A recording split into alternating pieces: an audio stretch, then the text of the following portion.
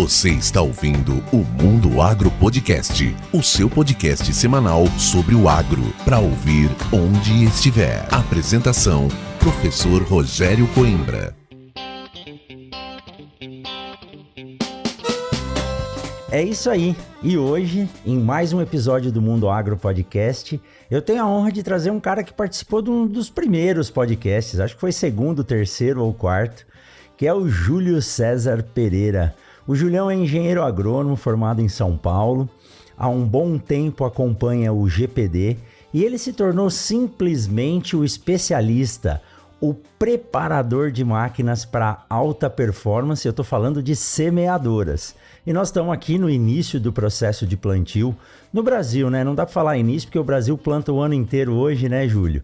E eu trouxe o Julião hoje para contar um pouco da história dele e para quem ficar até o final vai ter as dicas aí de como regular a sua máquina e como cuidar da sua máquina para extrair o máximo de performance dela. Julião, seja muito bem-vindo ao Mundo Agro Podcast. Opa, fala Rogério. É uma honra estar aqui novamente, né? O sucesso aí que o podcast ganhou, né? Simplesmente uma honra estar aqui novamente com você, né? E realmente, a gente está num momento muito importante do ano, né? Que é a largada da safra aí, muita gente eufórica com o plantio, né? E como todos os anos, né, Rogério? A gente tem um desafio muito grande aí pela frente. Problemas com o clima, mas nada que a gente não consiga ajeitar para ter uma safra sempre produtiva, né? Como todos os anos tem. É isso aí, é isso aí. E, Júlio, é importante isso que você falou, né? Todo mundo fala, né? Nós vamos esperar o ano que vem, que o ano que vem vai ser melhor e esse ano nunca chega. Então, a gente tem que aprender que é um desafio, cada ano é diferente, por isso que a gente tem que se preparar, a gente tem que se capacitar, tá sempre bem treinado e atento ao que está acontecendo para enfrentar esse desafio ano a ano. Esse ano aqui na região centro-oeste é falta de água, na região sul é excesso de água. E você tem rodado esse Brasil, tem muita experiência aí para contar para a gente aqui e para falar como se comportar e o que fazer para extrair o melhor da máquina, colocando a semente na posição correta, no momento certo e aí começar direito, né, Júlio? Porque o processo de semeadura é apenas o começo da sua safra e da sua lavoura, né, Julião? É a largada, né?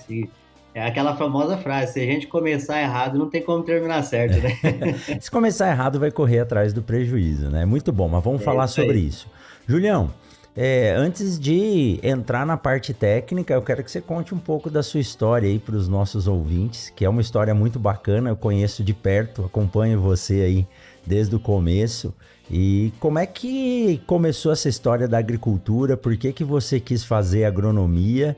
E a partir do momento que você foi fazer agronomia, né, o que te despertou aí para o mundo das máquinas? E lá no final, como que você se especializou em semeadoras? Show de bola. Realmente as coisas vão acontecendo na nossa vida, né, Rogério? E apenas com o passar do tempo a gente começa a entender, né, cada passo que foi dado, né? Sempre a gente vai caminhando ali para uma direção, né? Eu entrei no mundo da agricultura meio de paraquedas, sabe, Rogério? E por quê? Porque a minha família inteira, tanto parte de pai, mãe, irmãos, ninguém é da área da agricultura, né? É bem interessante. E como que aconteceu? Eu nasci em cidade grande, nasci em Campinas, e o irmão do meu pai, né, ele morava em Bauru. E aí, em algum tempo a gente decidiu mudar para Bauru, né? Até por questão de qualidade de vida e tudo mais, sair um pouco da cidade grande.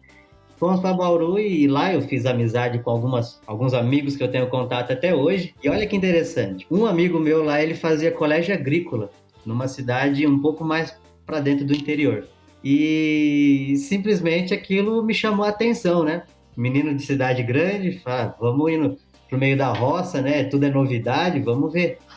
E é uma escola técnica, a ETEC, uma escola que eu tenho um carinho até hoje. Lá eu aprendi o que é viver, sabe, Rogério? É uma escola que fica em Cabralha Paulista, a ETEC Astor de Matos Carvalho. E lá foi meu primeiro contato com a agricultura. Professores muito bons, alguns deles que eu levei como referência até hoje, né? Tenho muito carinho pela Grace, por professor Edson, são pessoas ímpar.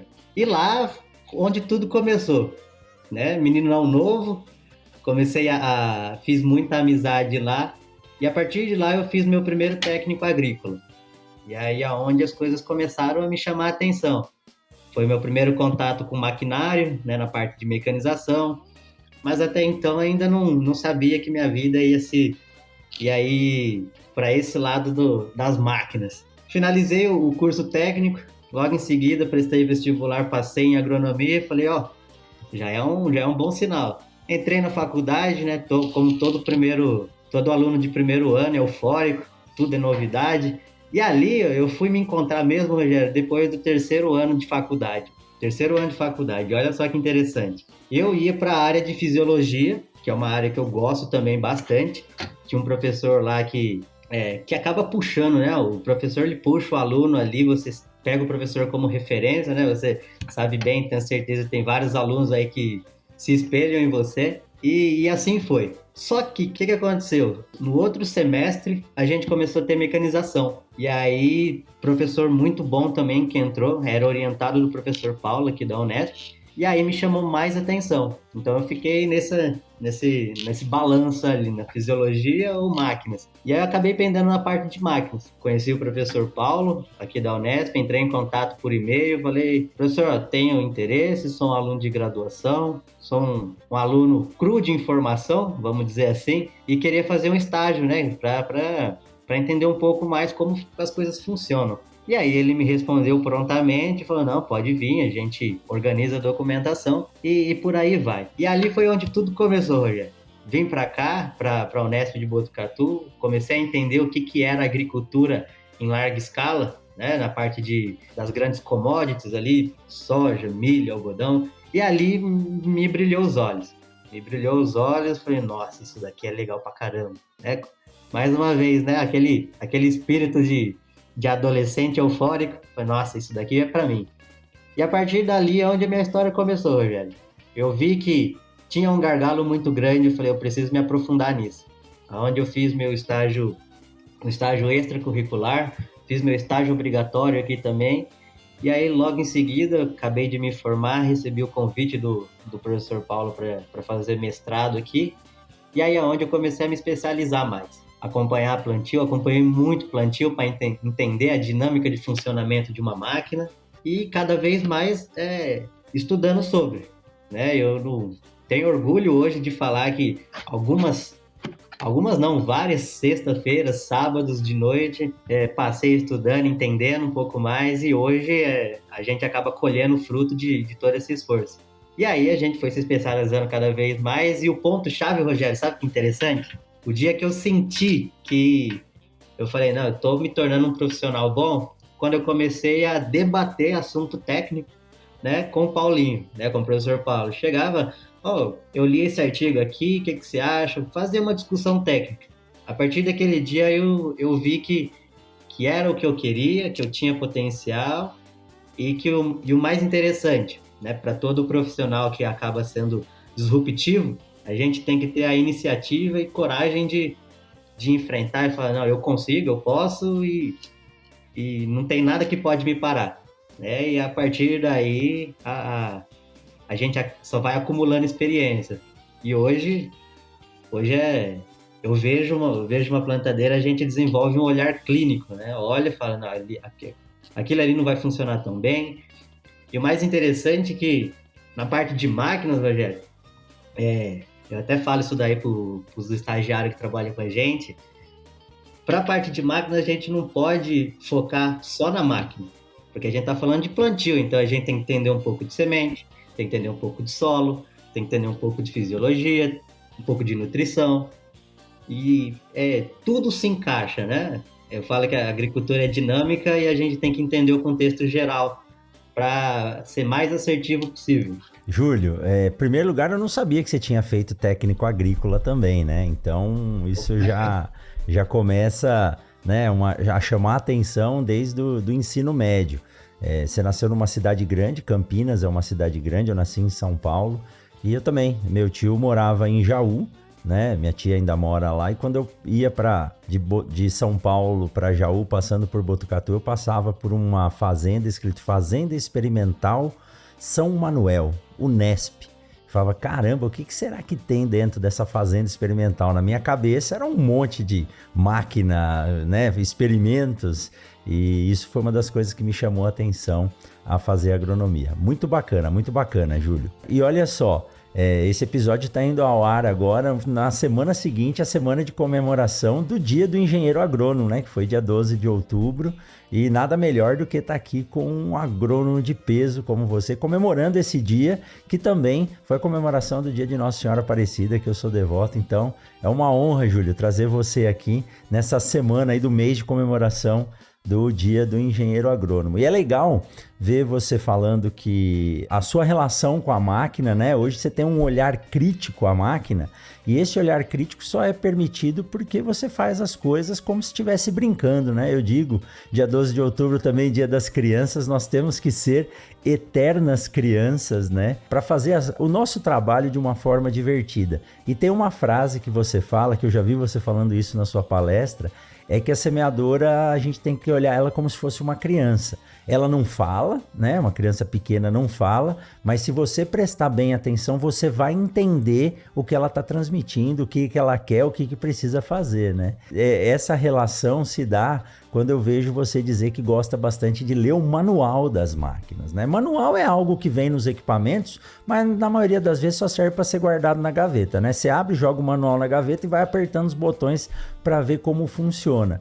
Na semeadora, Júlio, realmente ler o manual faz uma diferença grande? Olha, Rogério, faz. Pelo menos eu penso assim, a gente parte do pressuposto que a partir do momento que uma equipe de engenheiros, de técnicos, sentam para desenvolver uma tecnologia, isso não apenas de plantadeira, de qualquer máquina, aparelho eletrônico, qualquer um. Eles têm um fundamento do porquê das coisas. O porquê de cada peça, o porquê de cada fio, de cada tecnologia. E claro, né, a gente, igual você disse, a gente acaba pegando, colocando o manual na gaveta, vai apertando os botões para ver o que acontece, né? Muitas das vezes a gente não consegue explorar o máximo que aquela máquina, que aquela tecnologia tem para nos dar, por essa falta de conhecimento, né? Uma junção de duas etapas da máquina que pode te dar um resultado diferente. Então, sim, faz diferença. Não apenas o manual da máquina, mas também, no caso das plantadeiras, a gente tem o manual do operador e tem o catálogo de peças. Olha só que interessante, catálogo de peças. Por que eu falo isso? Que muda principalmente de marca para marca de máquina. Porque o catálogo de peças, você sabe qual peça vai fazer diferença ali no momento da manutenção. Ah, Júlio, mas a manutenção da plantadeira, ela segue a gente tem um checklist, tem uma padronização ali na hora de fazer? Tem. Porém, você tem uma metodologia aonde vai começar a mexer. O catálogo de peça, ele te mostra qual peça você vai encaixar em determinado lugar. Por exemplo, tem duas marcas de plantadeira que na mesma posição do carrinho, exatamente no mesmo lugar, a gente tem a mesma peça, porém, a espessura é diferente. Se a gente não se atentar a isso, a gente acaba colocando uma peça errada, coisa que eu já vi acontecer, e a gente começa a perder desempenho da máquina, do plantio, por conta daquela peça, ela não está 100% com as conformidades de funcionamento da máquina. Esse senso de curiosidade, de entender como as coisas funcionam, realmente faz uma total diferença para a exploração da tecnologia, para o bom funcionamento da máquina e, consequentemente, a gente ter uma qualidade de plantio ok. Olha só, hoje, Rogério, sem medo de falar, a gente tem tecnologias de máquina absurdamente boas. Sem exceção, todas as plantadeiras plantam muito bem. Claro que a gente tem algumas ressalvas ali. Tem plantadeira que vai melhor em palha mais úmida, tem plantadeira que vai melhor em menos palha, enfim. Só que todas, sem exceção, plantam muito bem. O que vai ter o diferencial é saber como que eu vou aplicar determinada técnica em determinada máquina para a situação do solo que a gente tem, para a situação de palha. Isso sim é uma coisa que só a experiência, que só você passando ali, você vai conseguir desenvolver essa técnica. Por quê? Porque a gente seguir uma receita de bolo, olhar ali um papel e falar, eu tenho essa máquina, eu tenho essa palha, então eu tenho que fazer isso. Não, exato. É variável, a gente tem que entender. Ô, Júlio, uma vez, agricultura dinâmica. Você falando isso me remete, né, a um estado que a gente teve recentemente, numa Arena da Plantabilidade, que é o estado da Bahia. Na verdade, o anel da soja, oeste da Bahia, que pega ali a região também do Tocantins, Maranhão. E essa é uma região onde os agricultores não conseguem fazer mais do que uma safra, né? Eu digo cada vez mais o agricultor mato-grossense, goiano, né, paranaense, eles têm uma vantagem em relação a quem está plantando nesses paralelos aí mais próximos ao Equador. Por quê? Porque a estiagem ela é maior, então o período de chuva é menor. E eu estava na Bahia em fevereiro e conversando com um produtor, ele estava falando sobre a necessidade de troca das máquinas, das semeadoras dele, que ele comprou uma semeadora que não performou bem, ele não conseguia usar, dava muita manutenção e ele resolveu comprar uma nova máquina. E as semeadoras, Júlio, hoje, dependendo do tamanho dela, ela pode chegar aí a 2 milhões, 3 milhões ou até mais, né? Não sei certo o preço aí, mas você pode atualizar a gente disso. E eu perguntei para o produtor, eu falei, poxa, mas o senhor está comprando uma máquina nesse valor para trabalhar 15 dias só? Ele falou, exatamente. E se ela não trabalhar esses 15 dias, eu não tenho rendimento, eu não tenho recurso, eu não tenho capital para sobreviver aqui. Então é um equipamento que precisa ser muito preciso e exato num curto intervalo de tempo. Não adianta eu querer brincar com isso aqui, porque se eu tiver problema com a semeadora, eu não faço a semeadura da minha área. Então, quando você diz que os equipamentos existem, manual para o operador, manual da máquina e manual de peças, não é que nem um carro, né? Que o carro tem o manual, ele tem os guias, mas a máquina, você tem que ter uma precisão muito maior. E isso que você acabou de citar, eu também vi na sua palestra. Não sei se era uma bucha ou uma engrenagem, alguma coisa na máquina, que são muito parecidas, muito parecidas. Muda um pouquinho de diâmetro e comprimento desses anéis aí, e quando você olha até no manual é difícil você diferenciar. Aí você precisa ter um olhar técnico. E nessas rodadas que você faz aí, você acaba vendo muitos equipamentos que são bons, que poderiam estar trabalhando bem, mas que eles estão da forma com que saíram da caixa. Do jeito que chegou na propriedade, abriu, começou a usar e nunca mexeu. É comum, Júlio, ver equipamento que não tem uma manutenção adequada ou um cuidado específico para performar bem? Sim, é muito comum, Rogério. Tanto que a gente até brinca, né? Chega na propriedade, o cara fala, olha, essa plantadeira aqui é boa, o embuchamento é original ainda, nunca troquei. Acontece, isso é muito recorrente. Por que isso acontece? Vamos lá. Eu gosto de separar a plantadeira em algumas partes. Tem as partes ativas da máquina, que tem contato direto com o solo, que ali a gente consegue reparar um desgaste visual é muito nítido. Né? Por exemplo, você pega um disco de corte, é nítido o desgaste dele visualmente. Só que quando a gente começa a se atentar em outros detalhes que faz parte de um todo, por exemplo, parte de embuchamento, a parte de rolamento de uma máquina, alguns conectores, sensores, isso daí são coisas extremamente pequenas que, caso tenha algum tipo de desgaste, ele não acaba se tornando visual num espectro um pouco mais amplo. Se você chegar a observar ali, pegar o carrinho, chacoalhar, aí você consegue ver. E muitas das vezes isso não acontece, né? O pessoal vai fazer manutenção, eles fazem o quê? Eles só fazem troca de peça. Olha e fala, isso aqui tá gasto, vamos trocar. Isso aqui tá quebrado, vamos trocar. Só que não se atenta nos detalhes. Pra gente colocar isso daí numa perspectiva um pouco mais do nosso dia a dia, é a mesma coisa você fazer a troca dos pneus do seu carro e não fazer alinhamento e balanceamento. Entende? Você tá com os pneus novos, só que... Vai destruir a peça nova, né? É exatamente do mesmo jeito, né? Você vai diminuir a vida útil da máquina, das peças, principalmente das peças novas, e no final das contas não vai performar bem. Né? Então isso é muito recorrente a campo. Claro que hoje, né, principalmente o pessoal que segue a gente nas redes sociais, que tem contato com a gente, eu falo que a gente tá, tanto eu, o Paulo, o GPD, tá formando uma legião de especialistas com olhar técnico, né? Por quê? Porque a gente acaba nos vídeos que a gente posta, o material, nas palestras nossas, a gente fala, ó, tem que se atentar nisso. E tem pessoas que levam isso muito a sério, isso é bem legal.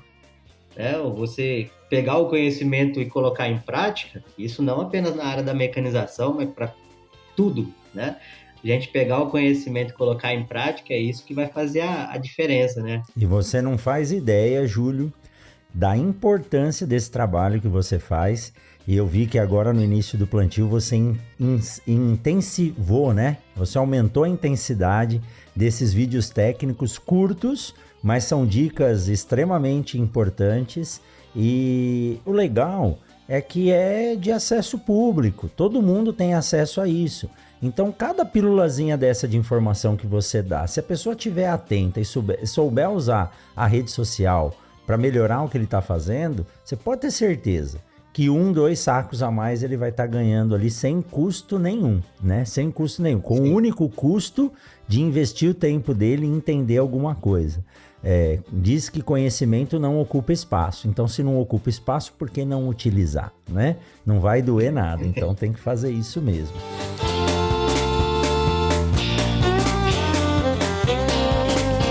Júlio, isso que você falou é bem interessante, né? Então, você tem hoje equipamentos de alta tecnologia, com uma capacidade imensa de fazer um bom trabalho de semeadura. A gente precisa fazer uma manutenção bem feita. Daqui a pouco você vai falar sobre 3, 4 detalhes principais que tem que ser vistos. Inclusive, o Pedro Ronick, que trabalha comigo, que você conheceu ele, ontem a gente estava conversando, ele falou que ele está buscando os 7% das pessoas que mantêm os pneus da semeadora calibrado 2, 3 vezes por dia, viu? Ele falou que ele está rodando aí, ele está procurando, se achar ele vai te contar, né? Mas a gente ainda acha que é mentira, né, Júlio? Então, existem esses vários fatores, né? O equipamento adequado, a manutenção bem feita. Uma das perguntas que eu quero te fazer, hoje nos carros, com a conectividade interna, não estamos falando de conectividade externa, ainda que os carros tenham os tratores e os equipamentos também. Mas como tudo é sensorizado, quando um pneu do carro murcha, aparece no painel do carro uma indicação, calibrar o pneu ou observar o pneu. Quando há uma falha, por exemplo, num amortecedor ou numa lâmpada também. As semeadoras já têm algum recurso desse que dá um indicativo para o produtor ou para o operador da máquina que a máquina está com algum defeito? E principalmente do trabalho que ela está fazendo em termos de semeadura e distribuição?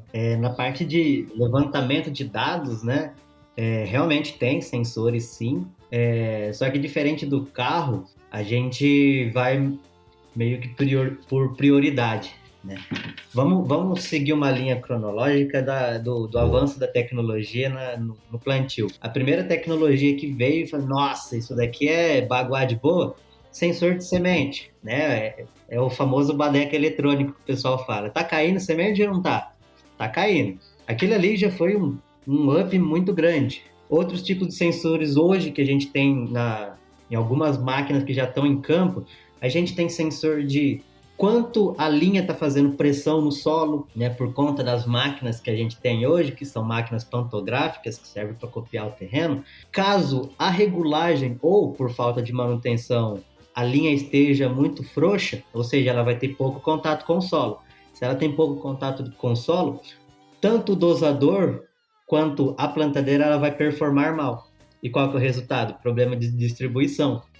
Então a gente tem sensor de linha, tem o Load Pin, que é uma tecnologia muito boa, tem o Delta Force, tem várias tecnologias hoje que estão auxiliando demais tanto o produtor quanto o operador que está na linha de frente vendo o desempenho da máquina. Porém, a gente tem outros pontos que, até por questões de facilidade, eles não são monitorados. Por exemplo, a gente falou de questão de pressão do pneu.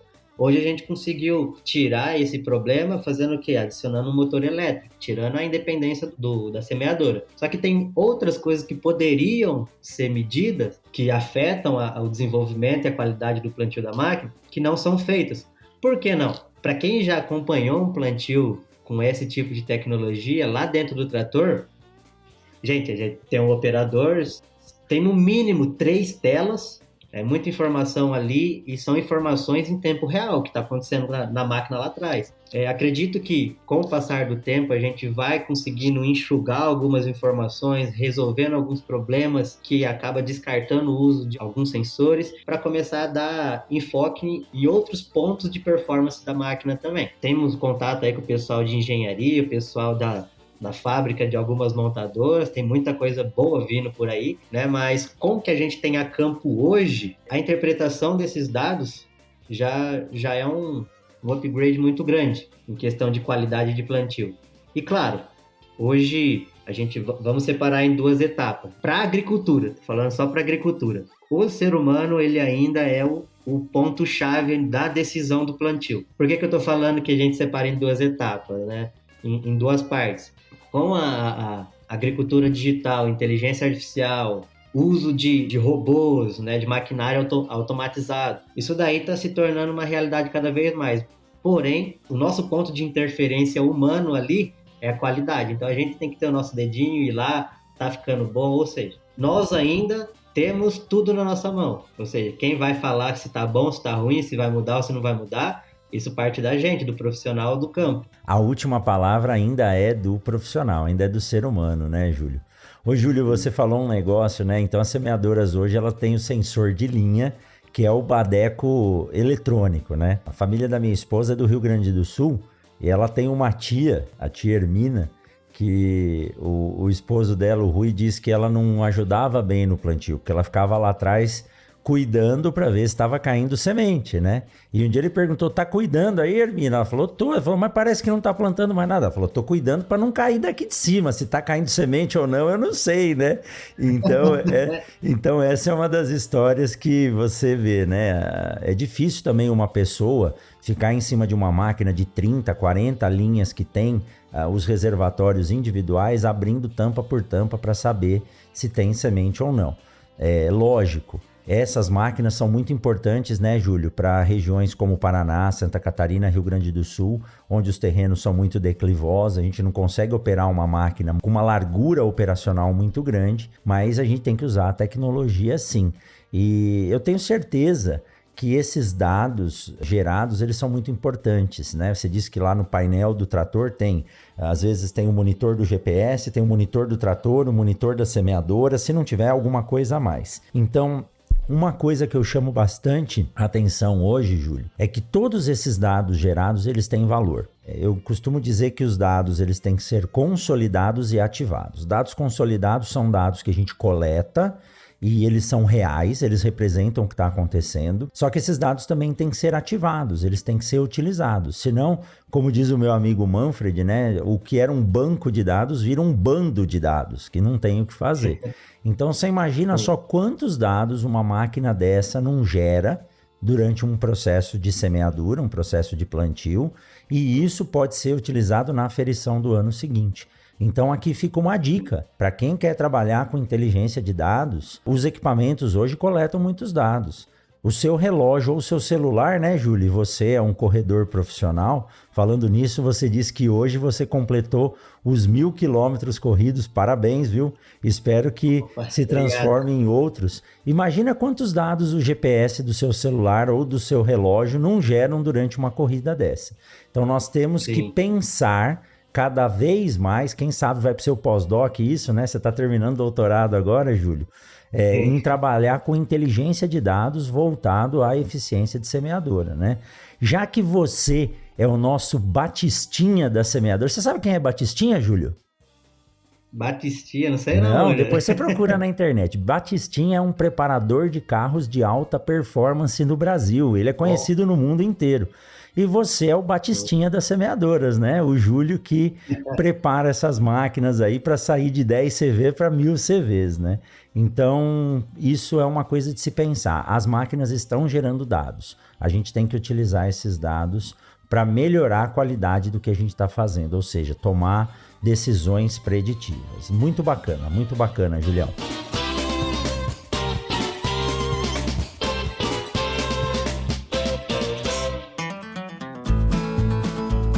Que bate-papo bacana, mas vamos aproveitar esse intervalo para falar do novo aplicativo da Agrosol Sementes. O que já era bom ficou ainda melhor. A nova versão do app da Agrosol, além de disponibilizar a rastreabilidade expandida para todos os clientes, que conseguem acessar informações detalhadas sobre todos os lotes de sementes adquiridos, passa agora a se tornar também uma plataforma de acesso a ofertas e a realização de orçamentos, de uma maneira simples e intuitiva para qualquer produtor interessado.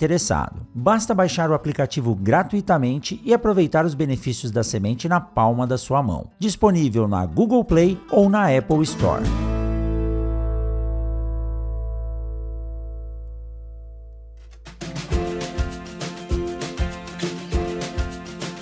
Julião, estamos indo para o terceiro bloco aqui. Eu não quero que acabe não, porque eu gosto de conversar com você, né? Você tem muita experiência e coisa fresca aí na mão. Mas nós estamos numa fase agora, né, nesse ano de 2023. Eu não sei se você está vindo agora ou tá ouvindo a gente do futuro, porque o podcast ele é atemporal, né?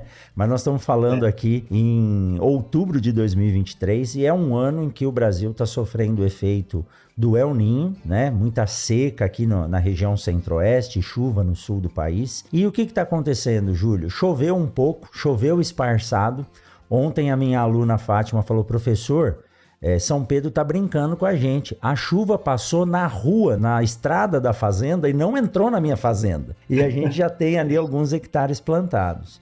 Então, num ano em que a água aqui no centro-oeste, principalmente agora, está sendo um diferencial para a implantação da cultura, um processo de semeadura bem feito faz muita diferença, né, Júlio? Porque a semente precisa de água. E às vezes o produtor imagina que se ele enterrar mais a semente, aprofundar mais a semeadura, a semente vai conseguir buscar água mais profundamente. E isso pode ser um erro. E outra, nós vimos aí alguns vídeos que nos assustaram, que na pressa de poder aumentar, né, a área plantada no menor intervalo de tempo, tem gente aí acelerando. Eu sei que velocidade é algo batido já, a gente sabe que não pode correr, mas é um cuidado que tem que se tomar. Então, num ano desse, em que a gente tem pouca água para a semente aproveitar, quais são os principais cuidados, Júlio, que quem está aqui ouvindo a gente pode sair agora, terminar de ouvir o podcast, ir lá no barracão, olhar a sua semeadora e falar, bom, eu vou mexer nisso, nisso e nisso, e vai me ajudar a melhorar a eficiência do meu plantio. Quais são os pontos assim mais delicados e os mais simples de se corrigir que faz uma grande diferença? Isso daí é um ponto bem interessante, Rogério. Por quê? Você falou sobre velocidade, né? E realmente isso é um ponto muito batido. Só que vamos analisar, pensa comigo. Vamos montar uma linha de raciocínio. O que a gente tem até hoje falando sobre velocidade é que é um ponto que afeta a distribuição espacial da semente. Até aí, sem novidade. Só que vamos entender o contexto geral. Em algumas regiões do país a gente está sofrendo com a falta de água, baixa umidade. Pensa comigo, a plantadeira, na hora que ela está semeando, ela está cortando a palha, abrindo o suco para o fertilizante, abrindo o suco para a semente, deixando a semente na profundidade certa e fechando o suco. Olha o tanto de coisa que ela tem que fazer. A partir do momento que a gente aumenta a velocidade, todos esses pontos que a plantadeira faz, ela tem menos tempo para executar essas tarefas. Perfeito. E a principal e a mais afetada, além da distribuição, é a última, que é o fechamento e a compactação do suco. Ah, Júlio, mas eu planto mais ligeiro que a minha plantadeira e fica um plantio legal. Show de bola. O que a gente tem que se atentar hoje, olhando um cenário como um todo? A gente tem uma baixa quantidade de umidade no solo, então a gente tem que aproveitar ela. Qual que é o ponto? Fechamento e compactação da semente no suco. Para a semente dar o start inicial ali, ela precisa de água. E quanto mais terra a gente tem perto da semente, mais ela consegue captar essa água. Se por acaso eu deixo um bolsão de ar do lado ali, a gente já tem umidade baixa, a gente vai diminuir mais ainda, vai dificultar o lado da semente, né? Então a gente tem que pensar nesse lado. Se atentar principalmente ao fechamento de suco, né? Como que eu faço isso? Tenho que andar atrás da plantadeira para avaliar tanto a angulação da rodinha compactadora quanto a pressão da mola que a gente põe nela. O fato da gente aprofundar mais a semente, isso daí é um é outro ponto que acaba nos preocupando, né, Rogério? Tanto o pessoal do plantio quanto o pessoal da semente se preocupa demais. Por quê? Né, de uma forma bem simplória, né, você pode até explicar isso daí com mais aparatos técnicos. A semente, ela precisa de água para dar o start ali para poder nascer. Se eu coloco um pouquinho de água e eu corto, é muito pior, não é, Rogério? Porque se ela começou o processo de embebição ali para dar o start inicial e acabou a água, ali é só fazer o sinalzinho da cruz, porque a semente já foi embora. Exatamente. Então, esses são alguns pontos. Ah, Júlio, mas vocês perceberam, né, o pessoal que está assistindo a gente, vocês perceberam que por eu ser um especialista de plantio, falei de velocidade, mas por quê? Para a gente aumentar a nossa eficiência no processo de germinação e estabelecimento de stand. Né? Não estou falando de distribuição de planta, estou falando para garantir que o seu investimento no patrimônio semente, no fertilizante, ele seja aproveitado da melhor forma possível diante do cenário que a gente tem. Exato. Então, esse daí é um ponto interessante. Ô, Júlio, na sua palestra você fala bastante, você virou um especialista em física, né? E eu vi como você evoluiu nos últimos anos isso. Você fala do disco de corte, do ângulo, né? Como se fosse uma faca cortando a palha. Mas quando a gente fala da velocidade e a rodinha compactadora, a gente sabe quanto maior a velocidade, menor a pressão. Então, se a roda compactadora ela tem a função de empurrar o solo para junto da semente, quando você aumenta a velocidade, a chance da semente ficar num bolsão de ar é muito maior. E uma semente num bolsão de ar é uma semente que não germina, é uma falha. E a gente sabe que uma falha pode dar aí de 3 a 4, 6 sacos por hectare de perda de produtividade, né, Júlio? Sim, é isso que é legal, porque a gente entende o funcionamento de um todo e no contexto da máquina. Voltando na velocidade, a gente tem a mesma máquina, o Coimbra, a gente planta a 4 e planta a 8. Ela pode... Veja bem, a gente tem tecnologia hoje que pode distribuir bem a semente nas duas condições. Só que isso daí é física, mais uma vez. É o que a gente está falando. Se você aumenta a velocidade, eu gosto de dar o exemplo de ver criança empinando pipa, né? Quando que ela empina a pipa? Ela sai correndo com a linha ao contrário e a pipa que está aqui ela vai subindo. Isso acontece com a plantadeira. A gente chama isso daí de efeito flutuação. A partir do momento que eu aumento a velocidade, a plantadeira ela começa a flutuar. Então, automaticamente, a gente tem sementes mais rasas, menor pressão na rodinha. Então, isso daí são pontos de avaliação. Eu quero aumentar a velocidade? Tudo bem, então você tem que ter a noção de que você vai ter que aumentar a pressão em algumas molas da plantadeira, vai ter que mudar alguns ajustes. Para quê? Se você quer andar mais ligeiro, então ande mais ligeiro sabendo desses pontos. Exato. Ô, Júlio, é um processo, né? Como o Paulinho diz.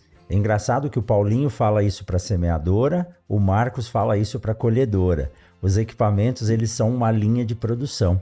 Então, você acabou de citar, né? A máquina ela tem que cortar a palha, abrir o sulco para depositar o adubo, abrir o sulco para depositar a semente, depositar a semente, fechar o sulco e compactar.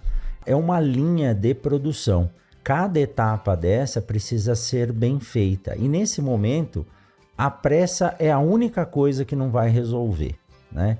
A gente entende a dor do produtor com a necessidade de fazer 2 safras bem feitas, principalmente quem planta algodão, que precisa iniciar o plantio cedo. Aí a gente traz a técnica da semente, de você conhecer a característica de cada um dos lotes que você recebeu na propriedade, para saber o que plantar primeiro e o que plantar depois. Mas todo esse processo, que é uma cadeia de produção, ele precisa estar compassado, ou seja, ele precisa estar trabalhando de forma sinérgica e também ele precisa estar bem regulado. Agora, quando você diz assim, eu preciso regular a pressão tanto dos discos de corte quanto da abertura do sulco e principalmente da compactação. Na prática, como que eu faço para saber e para regular isso, Júlio? Porque eu sei, a máquina ela tem os dentezinhos lá que você vai regulando e muitas vezes você chega na semeadora, você vê as molas que não são mais molas, são tubos, elas estão com tanta pressão, né? Você vê muito mais do que eu isso. Você chega lá, tá tudo tão comprimido, tão apertado, porque não trabalha. Aí a semeadora vira uma estrutura rígida. Como que eu faço para saber qual é a pressão certa a ser colocada no carrinho, nos discos e nas rodas compactadoras? Essa é uma pergunta bem interessante, porque não tem uma receitona. Por quê? Tá em cima do muro, né? O agrônomo falando depende. Basta a gente entender, veja bem. Além da máquina, a gente tem... Vamos fazer primeiro uma introdução, um preâmbulo aqui, para a gente entrar na pergunta que você me fez. Além da variação estrutural da máquina, como assim, Júlio? Cada marca, cada plantadeira ela tem um peso, cada linha, dependendo da máquina, tem um peso, além da tecnologia ser diferente. Vamos separar isso daqui. A gente tem solos arenosos, solos argilosos, né? São os dois principais. A gente sabe que a estrutura de cada um vai interferir de uma forma diferente na máquina. Solo arenoso é um solo muito mais solto, solo argiloso, solo muito mais pesado, então o como ele vai interagir com a máquina é diferente. Fora isso, a gente tem tipos de palha, né? Tem palha de milho, pessoal aqui mais do Paraná tem palha de aveia, palha de cevada. Olha só, então, olha o tanto de variável. Entrando agora no que você me perguntou, como que a gente sabe que o disco de corte está fazendo a função dele? Como que a gente sabe que a mola lá do pantográfico ele está bem regulado? É uma avaliação visual. É o que a gente tem hoje, avaliação visual. Por que visual? Se o disco de corte não está cortando a palha, primeira coisa, vai embuchar a máquina. E a gente tem que saber que a máquina plantadeira ela embucha principalmente por dois motivos, além de falta de manutenção. Dois motivos: excesso de pressão na mola e falta de pressão na mola. Quando eu tenho falta de pressão na mola, ele não está cortando a palha. Então, automaticamente, o disco ele só vai empurrar a palha para dentro do sulco. Exato. E eu vou ter problema lá atrás. Excesso de pressão, ele pode até cortar a palhada. Ele pode até cortar a palha, só que como o disco está trabalhando numa profundidade muito grande, ele acaba arrastando tudo. E aí eu tenho problema. Júlio, como eu identifico o corte de palha perfeito?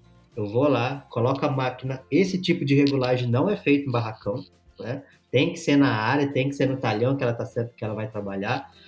Coloco a máquina no talhão, faço uma pré-regulagem, um pré-aperto na mola, solto a máquina para ver como que vai ser a performance dela. Passou a plantadeira, eu vou em cima do sulco de plantio, onde passou o disco de corte, e vou passar a mão. Se eu ver que tem palha entrando para dentro do sulco, não cortando, tá faltando pressão. O que eu tenho que identificar no campo? Cortou a palha, eu vou passar a mão ali, você vai ver nitidamente que a palha ela foi rompida em dois. E você vai ter a passagem do disco. Fiz isso, show de bola. Outro ponto que o pessoal tem muita dúvida, na parte da regulagem lá do carrinho, a regulagem do pantográfico. Né? O carrinho ele tem uma mola, né? Tem outras tecnologias hoje, mas a grande maioria que a gente tem ainda é mola. A gente faz o aperto dessa mola que vai fazer o quê? Basicamente é o quanto esse carrinho ele vai estar pressionado contra o solo, para garantir que a semente fique na mesma faixa de profundidade. Como eu identifico isso daí na prática, Júlio? Simples. Eu gosto de dar esse exemplo nas minhas palestras e todo mundo já passou por isso. Para quem está ouvindo a gente, quem já avaliou o plantio sabe o que eu vou falar. Você começa a cavucar a semente, procurar a semente lá atrás. Passou a plantadeira, você vai cavucar. Procura a primeira semente. Encontrou a primeira semente? Show de bola. Aí você continua cavucando. Se você continua cavucando, não acha semente, falou, peraí, tem alguma coisa errada. Aí você começa a cavucar do lado. Aí você acha. Ou seja, a semente já está fazendo zigue-zague dentro do sulco. Se eu identificar isso daí é um problema característico de falta de pressão na mola. Por quê? Porque o dosador que a gente tem hoje são dosadores de extrema precisão, independente da marca. O que eu tenho que encontrar? Eu tenho que encontrar ela na mesma faixa de profundidade e, de preferência, alinhada uma atrás da outra. Né? Se eu encontrar esse zigue-zague, falta de pressão. Uma coisa que o pessoal me fala, Júlio, eu coloquei o máximo de pressão no carrinho e mesmo assim ainda está ruim o plantio. Aí alguém não fez a lição de casa. Por quê? Manutenção, o embuchamento de carrinho, a mola não tem a capacidade de suprir a necessidade de força para sanar esse problema. Né? Então é uma junção de vários pontos. E por último, a roda compactadora lá atrás, ela é muito mais visual do que os outros sistemas. Por quê? O que é importante? Se eu coloco muita pressão naquela mola, ou seja, eu vou fazer muita pressão na rodinha, isso daí pode ser benéfico ou pode me atrapalhar bastante. Por quê? Eu gosto de falar que isso daí vai depender de como e o tipo de palha que a gente tem no solo. Pensa comigo, ó. Você tem uma palha de milho, por exemplo, passou a colhedora, colheu o milho, você tem um alto volume de palha, uma palha altamente lignificada, ou seja, uma palha bem rígida e uma palha volumosa que está solta sobre o solo. Se eu colocar muita pressão de cima para baixo, vira o que a gente chama de efeito rastelo. A plantadeira sai arrastando toda essa parte. Outro ponto diferente.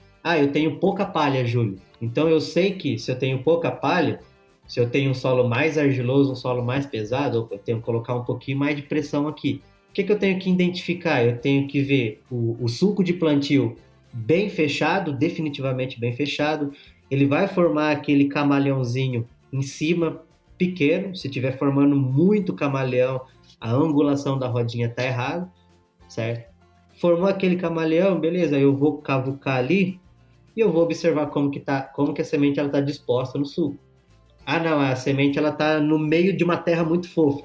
Peraí, porque a rodinha compactadora ela vai compactar em V aqui, então a lateral tem que ter um solo um pouco mais pressionado do que o solo que está exatamente em cima, né? Então isso daí, claro, com a prática a gente vai desenvolvendo um olhar mais técnico para extrair o máximo que a plantadeira consegue nos dar.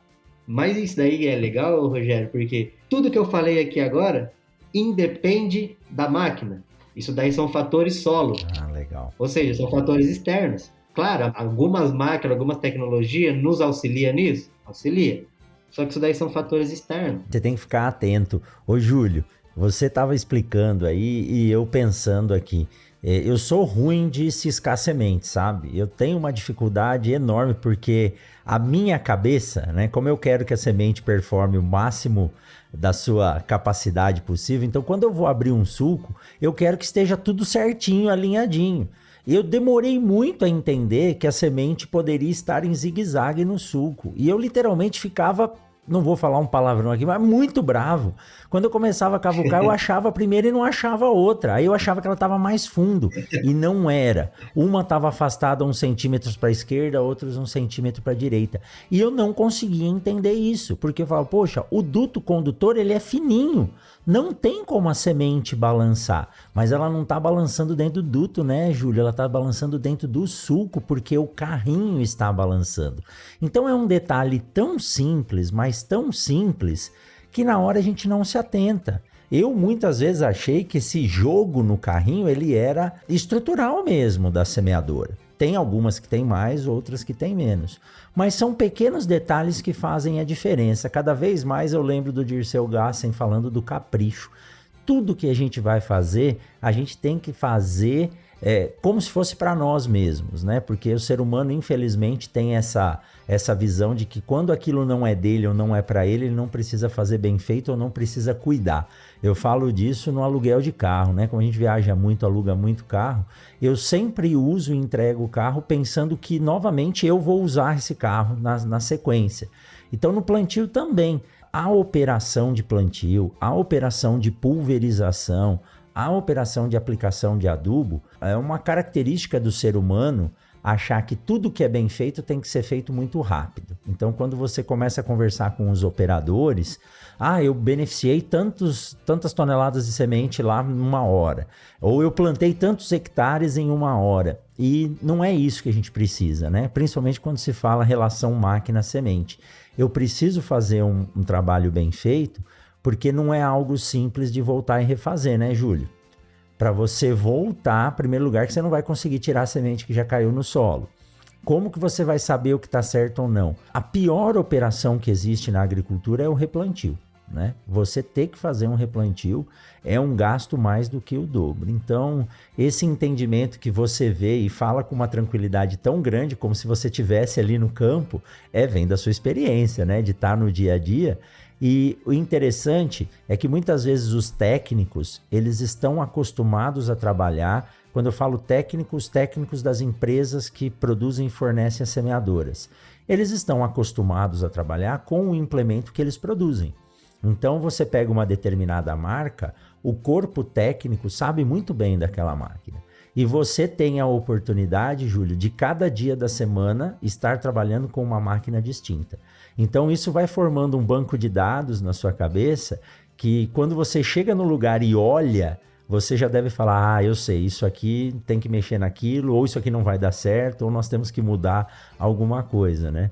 Então eu digo, você é privilegiado, viu? Espero que você, como eu, né, não acorde pensando que vai trabalhar, mas sim vai se divertir fazendo o que você gosta, porque a oportunidade que a gente tem de poder estar em vários lugares ao longo do ano, vendo diferentes realidades, isso nos traz um know-how, um conhecimento ímpar, que poucas pessoas podem ter a experiência que você tem, viu, Júlio? Sem dúvida.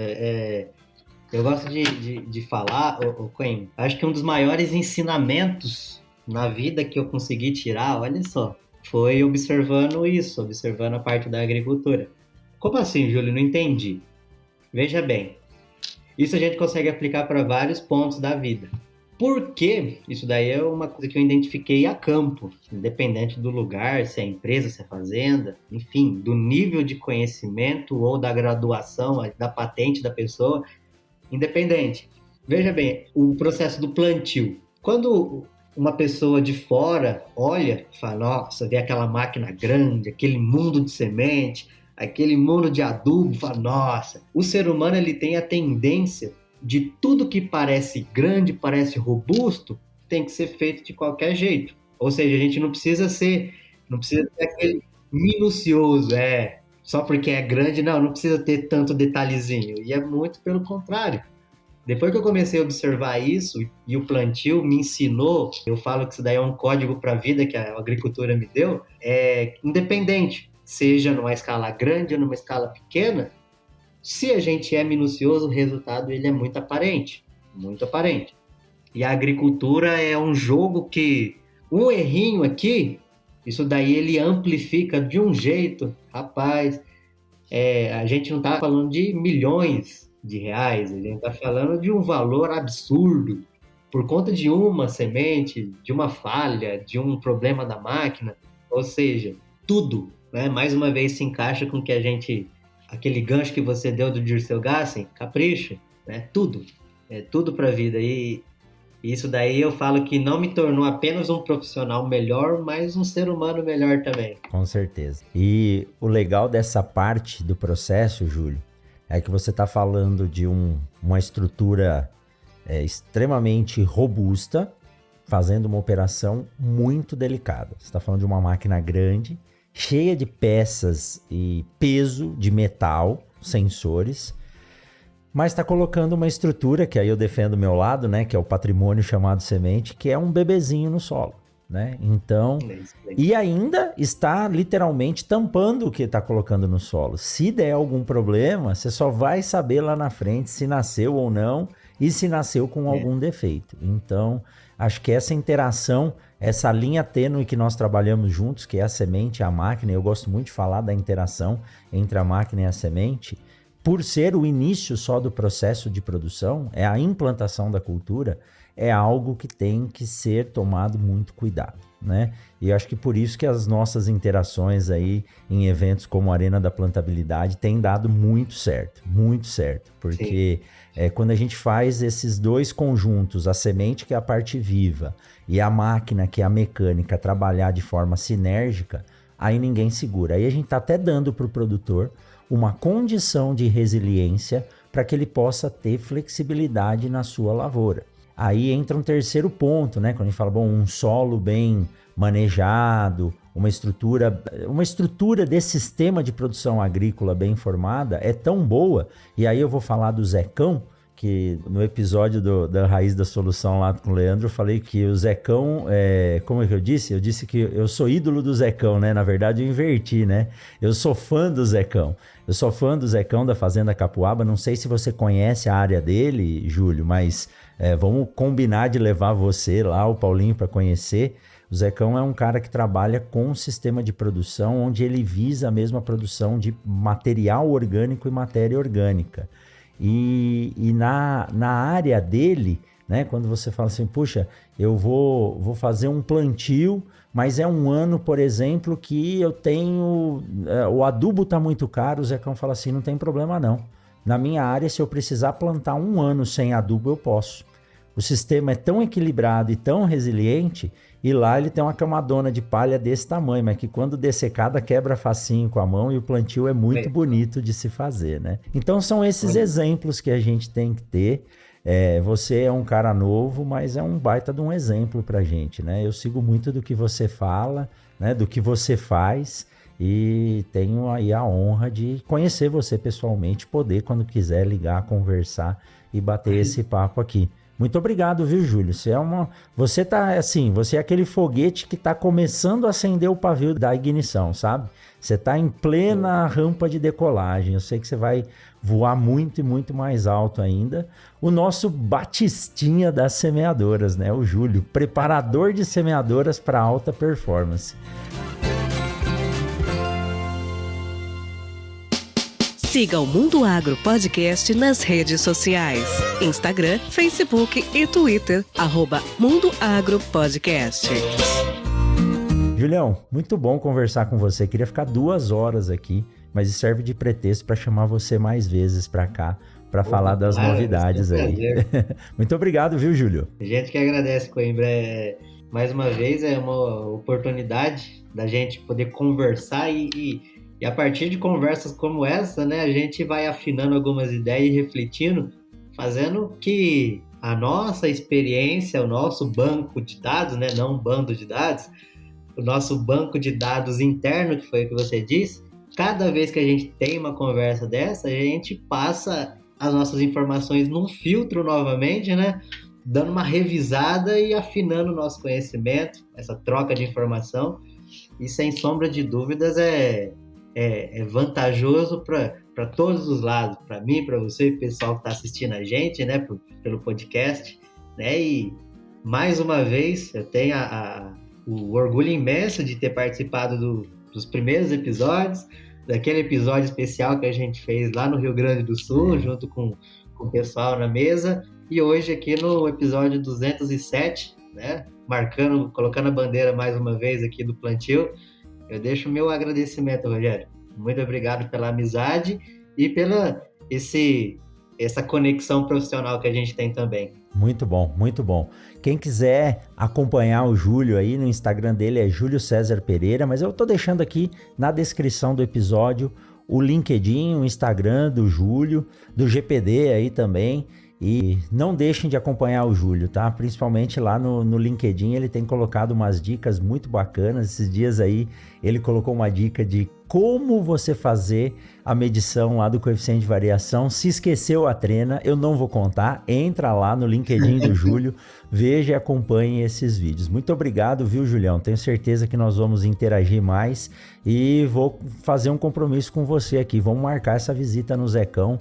Vamos passar um dia lá na área dele conhecendo, porque vale a pena, viu? E você que ficou com a gente até agora, muito obrigado. Esse episódio é um oferecimento da Momesso, indústria de máquinas para tratamento de sementes, do grande amigo Júnior e da Amanda, que está junto com a gente há um bom tempo já aqui no Mundo Agro Podcast. E Julião, o que a gente tem que desejar para todos aí é uma excelente safra, né? E uma plantabilidade de sucesso. Julião, valeu, muito obrigado, um forte abraço do coração e a gente se encontra na próxima. Até mais. Valeu!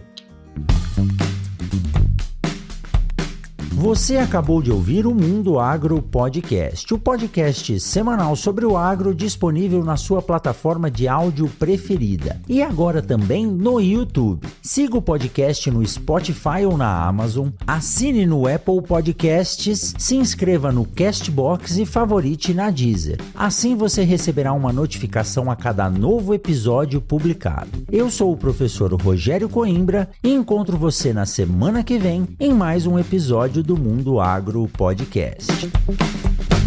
Você ouviu o Mundo Agro Podcast. Informações, novidades e muito mais. Mundo Agro Podcast, para ouvir onde estiver.